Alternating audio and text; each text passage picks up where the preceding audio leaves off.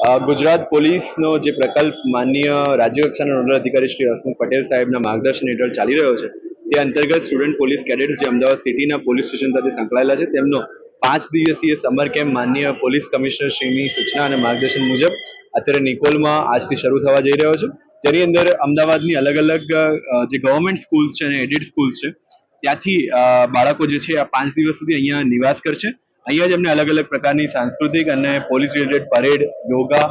પ્રભાતિયાથી એમના દિવસની શરૂઆત થશે. ત્યારબાદ અલગ અલગ કલ્ચરલ કાર્યક્રમ, અલગ અલગ મહાનુભાવોની મુલાકાત, ગામડાની મુલાકાત,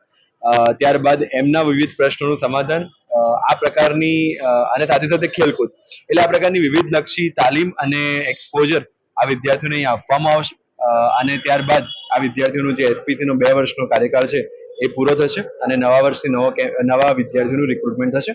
મૂળ આ પ્રોજેક્ટનો ઉદ્દેશ છે કે આવનારા જે ભવિષ્યના નાગરિકો છે એમના દિમાગમાંથી પોલીસની જે ડર છે એ દૂર થાય અને પોલીસની જે સાચી ઇમેજ છે એમના દિમાગમાં ડેવલપ થાય અને સાથે પોલીસ પણ સમાજ પ્રત્યે વધારે સંવેદનશીલ બને એ અભિગમથી ગુજરાત સરકાર અને ગુજરાત પોલીસ આ પ્રોજેક્ટ ચલાવી રહી છે, જેનો આ 1 વર્ષ જે છે અહીંયા પૂર્ણ થવા જઈ રહ્યું છે.